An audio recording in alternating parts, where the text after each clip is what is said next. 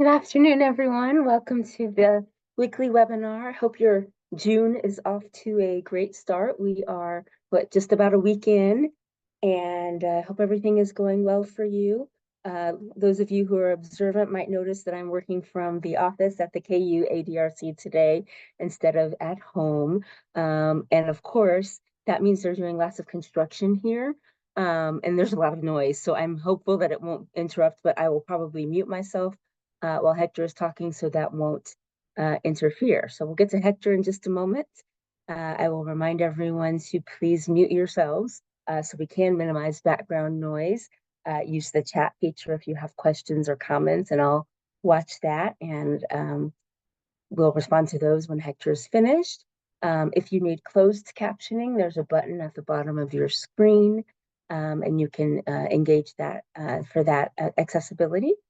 And as you should all be able to see, we are recording, and I'll have this posted on our YouTube channel and on our website as quickly as possible.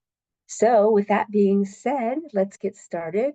I am very excited to introduce our speaker for today, Hector Rodriguez, who is a regional long-term care ombudsman for the state of Kansas. And that's what he'll be sharing with us today, what his role is and how you can benefit from it. Hector is an alumnus of Texas A&M University, where he got a bachelor's degree in political science, and his master's degree is from the University of Central Florida. Hector has more than 20 years of experience as a healthcare advocate and a personal connection to us here at the ADRC, as his mom had dementia. And I'm going to tell you this, my favorite thing that Hector told me about himself. And that is when I was asking him, Hector, what makes you special? What should the audience know about you? And folks, with no hesitation and with every bit of charm, Hector said, well, I am the master of the universe. So how lucky are we today to have such a special guest? And I know from seeing Hector's presentation materials that he is indeed the master of what he does, and the universe is very blessed to have him as we are on today's webinar. So Hector, thank you, Master. Welcome, and I will turn over the throne to you. Thank you. Awesome, thank you. Let's see. Oh, there we go. You should be able to share your screen, yeah.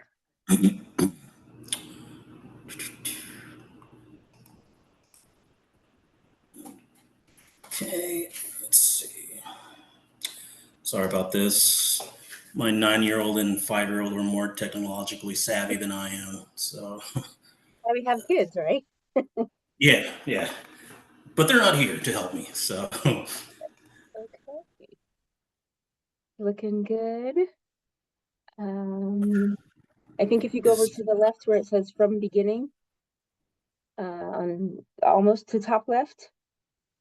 Top left. On the PowerPoint or? Oh, I see it. There you go. Thanks, Kelly. Go. And so, thanks, Kelly. I appreciate that introduction. Felt like I was coming out of to be on a Tonight Show or something. So that was very nice of you.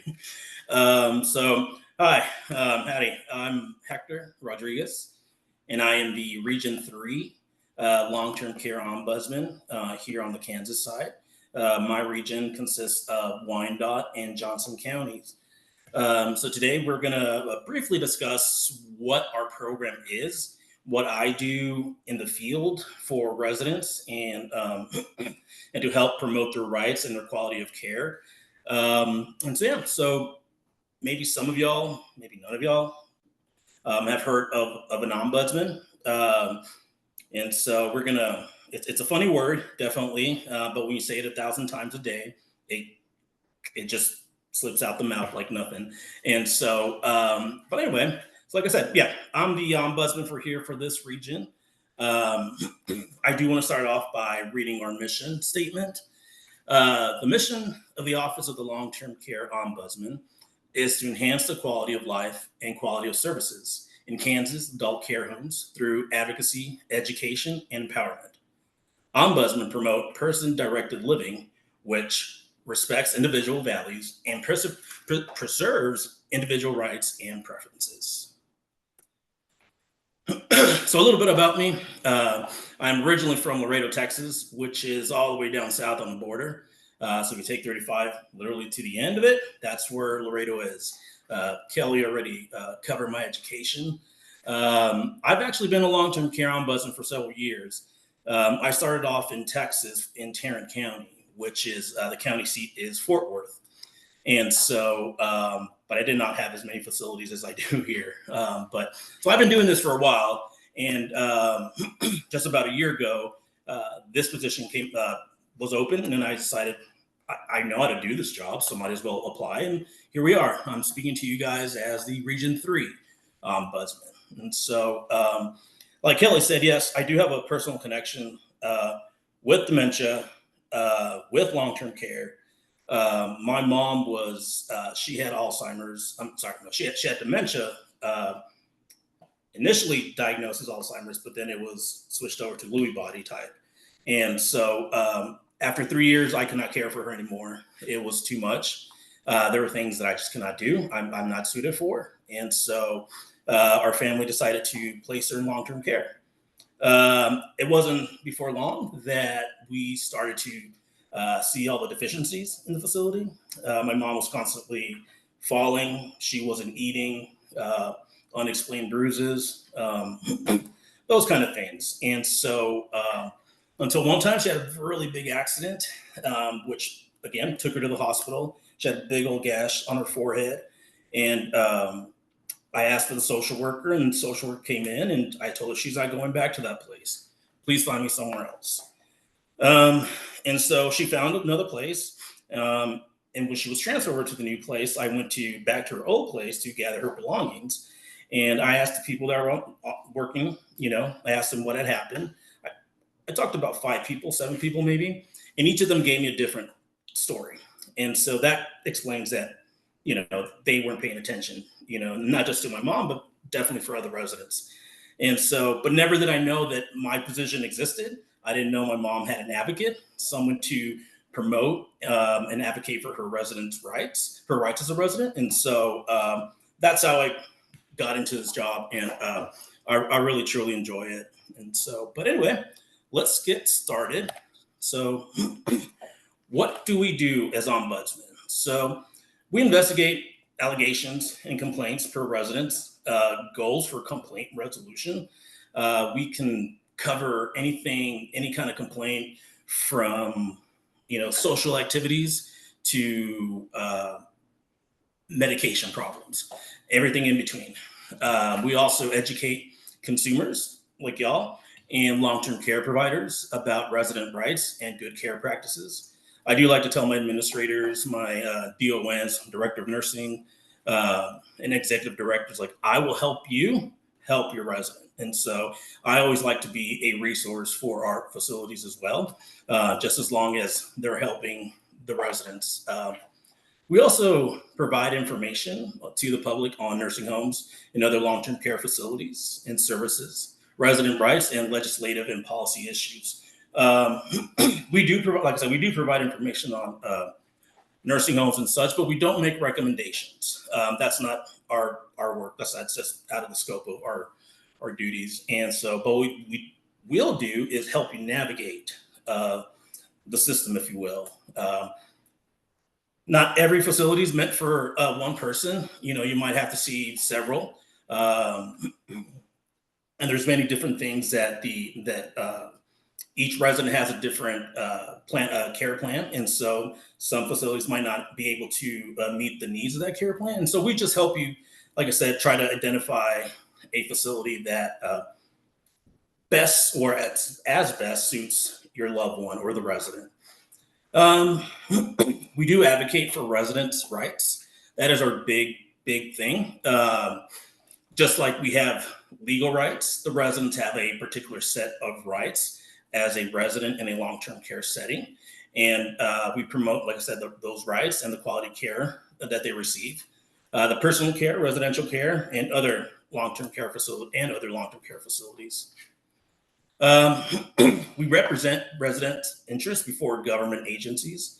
And by that, I mean, like, if, let's say, a new regulation is being implemented or has been passed, and the facilities have to abide by it. If it's not working, then we gather that information. Uh, we pass it on to our state ombudsman, Camille Russell, on a weekly basis and tell her, hey, Camille, this is not working. This is working. And her, as a state ombudsman, takes that to legislators and other state departments and to see what we can do to improve the regulation and improve, obviously, the quality of care of the resident. What we don't do, we're not a regulatory agency. We are an oversight agency, but like I said, we're here. Our main focus is to promote the resident rights, and that's our first and foremost responsibility. So we don't conduct licensing and regulatory inspections or investigations. That is totally up to KDADs. They will handle that, and so yeah, that's not what we do. Adult Protective Services investigations, that is something that also we do not do. We don't have the authority as they do, so we don't do that as well. And we don't provide direct care. I can barely put on a Band-Aid, and so I doubt you guys want me to care for you or any other residents. So those are the three things that we mainly don't do. So I keep mentioning resident rights, and some of y'all might be asking, like, what are these rights?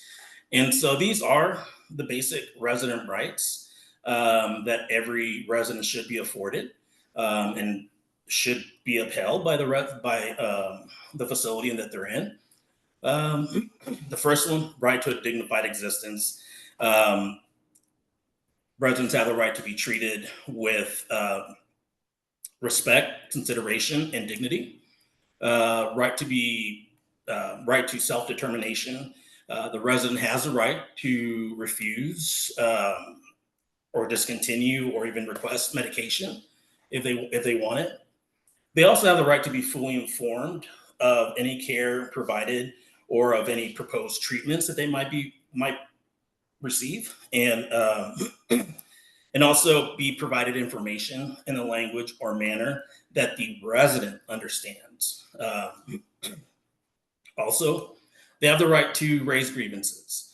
There should not be any barriers between the resident and us or KDADs. They should actually promote, people expressing their concerns and grievances. But again, a lot of folks fear retaliation. But again, we ensure them that we will be here with them just as long as they allow us to help them get this, whatever issue it is, to get resolved. And so yeah, right to access medical records. That's a big one. A lot of residents and families don't know that the resident has a right to request medical records. If the resident and or the legal representative wants to view the medical records there on site, the facility is obligated by regulations to provide and show you those records that you're requesting right then and there. If you want a printout of the medical records, the facility has 2 business working days to print and provide you those records. Let's see. Rights to regarding financial affairs. Many business offices in these communities, in these facilities, think that just because a resident is in a long-term care facility, that they're not able to manage their own financial affairs. That is completely wrong. They have every right to manage it. Just because they're in a nursing home, it doesn't mean that they can't manage their own finances. Privacy is something big as well. Residents have the right to visit with their loved ones and friends in private, communicating with anyone, such as visitors, and of course, they have a right to privacy when they are receiving direct care within, in their room or within their space. So how does the ombudsman handle a complaint? So I'm just for the sake of time, I'm just going to use a really quick one. So one time, and this is back in Texas, I received a complaint from a gentleman we were just I knocked on his door, entered his door, spoke a little bit, and then he started telling me that he's bored. And I asked him why was he bored. He said, "Well, all the activities that we do here are girly." I was like, "What do you mean?" And he's like, "We do bingo, they do quilts, and I forgot what else he said." But I was like, "I'm a man, I don't want to do that." I was like, "Well, I mean, I get it, you know." And I said, "Well, what do you want to do?" He's like, "I don't know, anything that's not girly." And I was like, "Okay." Um, do you have any other friends here that feel the same? That maybe have an idea as to what kind of activity we can create and propose to the activities director? He said, "Yeah, all the other men didn't want to do girly things as well." But one thing that those gentlemen had in common was that they were all veterans. And so what we were able to organize was, I think it was like 2 or 3 times a week. They would have a kind of like just a veterans coffee group in the morning, and they loved it. They really did. And that was a very simple complaint. Like I said, we presented that to the activities director. The activity director was very supportive of creating that event for our activity for the residents, and it worked well. It worked really well. But again, sometimes these complaints are more complicated.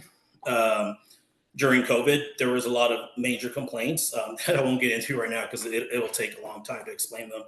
But we cover a lot of stuff. But again, without marking any kind of deficiencies towards the facility. Um, and so yeah. So these are some of the long-term care resources that I strongly encourage you to visit. At the national level, we have the National Long-Term Care Ombudsman Resource Center. If you are here to gather information from somebody for somebody in a different part of the country, I recommend that you go to this website, ltcombudsman.org. They have a what do you call it, search engine for finding a long-term care ombudsman program in whichever areas that you need. The National Consumer Voice for Quality Long-Term Care. It's another great resource. It helps provide information on what to look out for when you're going to either for yourself or for a loved one put them in long-term care.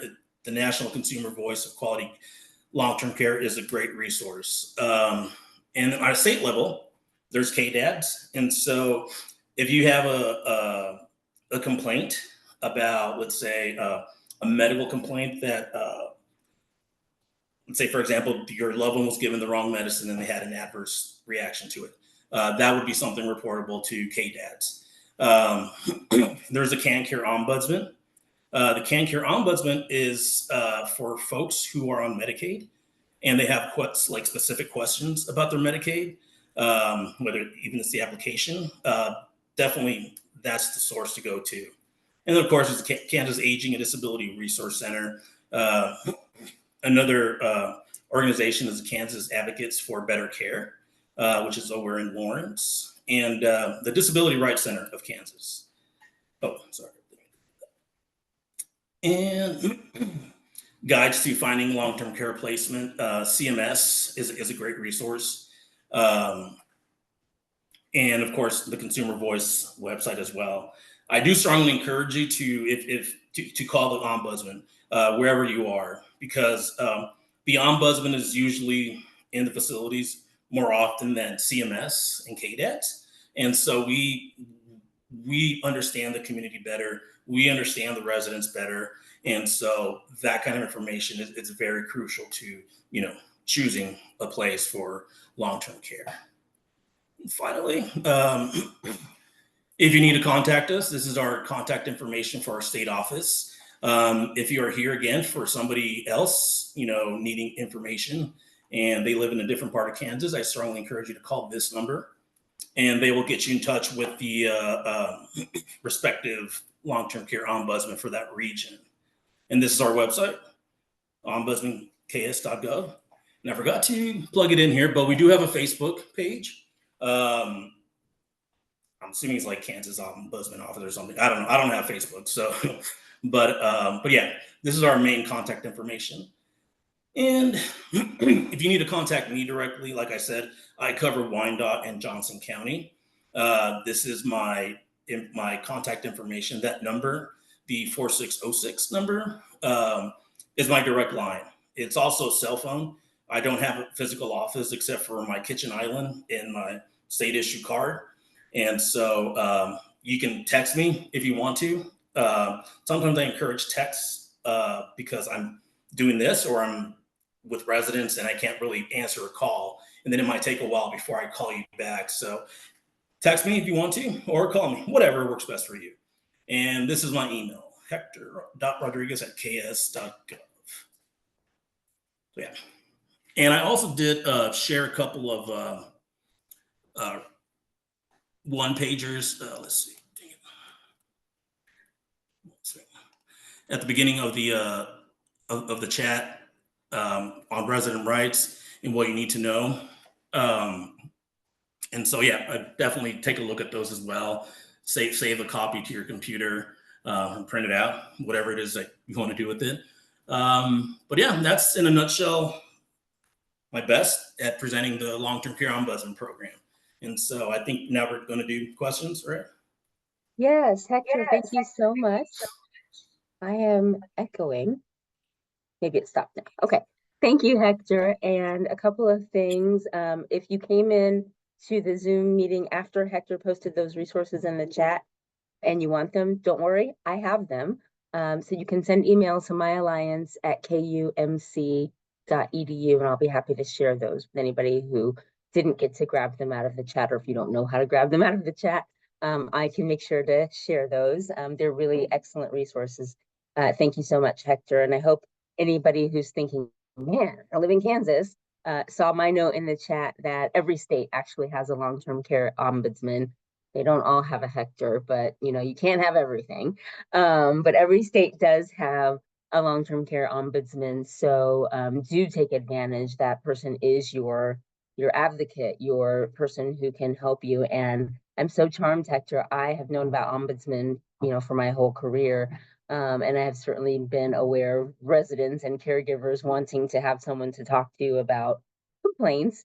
I had no idea that you got complaints ranging from, well, I did know that people complain about, food and medicine and terrible things. I didn't know they could complain about activities, although I guess it shouldn't surprise me. And Yeah, and food. Yeah, food is the biggest one. I learned very early in this job to be careful asking about food. Everybody has a different palate, uh-huh, and you just can't please everybody with the food. And yeah, so, but again, if it's something like the individual, the resident has a strict dietary restriction, and they're not following it, then that is something that the resident can't complain about, and yeah. they can file that complaint with me. Right. And I think Hector probably would be the first to say if there's something that is concerning to you, as the caregiver of someone in a long-term care facility, speak up. That's probably the only or the quickest or best way to make something change, is to speak up to someone like Hector, who knows what to say and when to say it and how to say it, and to get your situation resolved. And I sure hope that that gentleman found something more satisfying than bingo. Although I will say, I feel like bingo and quilting are both all-purpose activities. Yeah, Um, you can never get enough bingo in all these I communities. mean, right? So, So uh, one thing I did forget to mention, Kelly, like I said earlier in the presentation, folks are fearful of retaliation. Um, sometimes they don't want to be seen talking to the ombudsman. mhm, And this is a fact. And so you can call me. Everything that is discussed between the resident and me, or the complainant and me, stays between us. Because we are a resident directed program, we only move forward with something with the resident's consent. If the resident's unable to make that decision due to cognitive abilities or X reason, then we would go to their legal representative. If they don't have a legal representative, then we would escalate it to our state ombudsman, which is Camille. But that rarely happens, and so yeah, it's always confidential. We only disclose information that you want us to disclose. Uh, and so, yeah, there's always that. You can remain anonymous as well. Uh, so. Great. That's helpful to know. And Hector, I think someone might be out there wondering, and you all please feel free to chat or unmute yourselves. There's not any charge to use your services, is that right? No, ma'am. We are actually funded through the Older Americans Act. And so that's how we, and in part also from state funding. But no, no cost to you. Okay, so you're entitled to have this support. The Older Americans Act covers, you are officially an older American. I didn't decide this, someone else did, but you're officially an older American when you reach age 60. Um, Although, Hector, maybe you can answer this question. If someone is younger than 60 and is a long-term care resident, would that apply? Would they still be able to use your services? Yes, as long as you're a resident in a long-term care setting, you have the exact rights and access to us and other regulations, all other resources within the long-term care setting. I've had residents as young as 19. Um, and so, yeah, and people, in their 40s. And so, as long as they're in the long term care setting, we can help them. Very good. So good to know. Um, Other languages are available if someone. Yes, we do have access to a language line. I am bilingual, so I can speak Spanish. There's a couple of other languages I do understand at very elementary level, but yeah, I do speak Spanish. So for that, I'm grateful that I'm able to help, not just one language, but another language as well. So yeah, we definitely do have access to translation services. Great. That's so important. I mean, to make sure everybody has their choice and their voice respected, from bingo to, what's for dinner. It really does matter that people can get what is going to be most meaningful to them.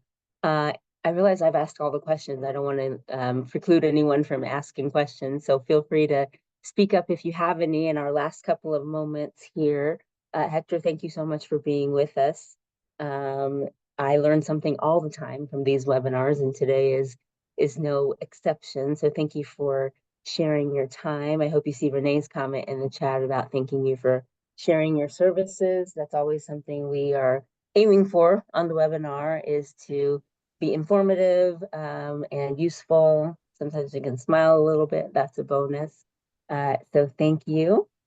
Uh, I see you unmuted, Hector. Do you any more Yeah, comments from the Master of the yeah. Universe? Yeah, I want to do a couple more plugins. Okay. We have staff for the Ombudsman program. I think we're 8 in the whole Mhm. state of Kansas. We all have our own region. Wichita shares 2 ombudsmen, but we also are very much looking for volunteers. Um, Oh, so okay. we do offer that. It's you go through a very extensive, a very interesting training, which is virtual. It's done virtually, so you don't have to go anywhere. And so it's a great opportunity. I mean, in this job, like you might have a bad day, but that day is made up when you meet a resident who has just this extraordinary backstory, this extraordinary life, and so you get to meet a lot of good people out there. And so yeah, and we also I encourage y'all to visit our ombudsman page for Kansas. We do offer webinars from time to time. I think there's one for person-centered training coming Mm, up. I don't okay. know. Don't tell Camille I don't remember that, because I should know that stuff. But we Yes, do, and they're very informative webinars as well. very good. How wonderful. I think volunteers are really the heartbeat of any organization. It's so meaningful when people are willing to share their time, as all of you have today, to be a part of the audience. So thank you for that. I'll announce that our speaker next week is on topic, on brand for us, but also fairly unusual. And our speaker's name is Michael Schaefer. He is a performer, a creative, and he has written an adaptation of the movie Die Hard, starring Bruce Willis, of course, who is a well-known person and who is living with his own diagnosis of frontotemporal dementia. And Michael Schaefer, who is a Kansas City local, has written a Shakespearean adaptation of the movie Die Hard. I mean, doesn't that just make you curious already? And the name of his adaptation is Thy, that's how you say it, Thy, like Thy, Thy Hard. And he's going to be performing it at the Kansas City Fringe Festival this summer, and he's going to give us a little sneak peek of it. And I believe he will also talk about his experience with dementia and frontotemporal dementia and Bruce Willis. And um, I'm excited about it. So we'll have a little bit of an artistic bent to our conversation next week and some information about frontotemporal dementia. Mr. Schaefer is also donating the proceeds of his performances this summer to charities that support dementia research. And I think that might include KU, so that's great. I don't know why I'm whispering that. He's not even here, but I'm pretty sure that's part of it. So this is not a fundraiser or anything, just a space for Mr. Schaefer to come and tell his story, and to give us a little fun in the summertime to talk about a new way of looking at Die Hard. So we'll have more information about that in the My Alliance newsletter on Monday. And then he'll be with us on Thursday, June 13th. So come join us if you can, or watch the recording. And have a great week. Hector, again, thank you so much for your time today. And take care, everybody else. Bye-bye. Oh, if you want Hector's information, feel free to email My Alliance. Okay, take care. Bye.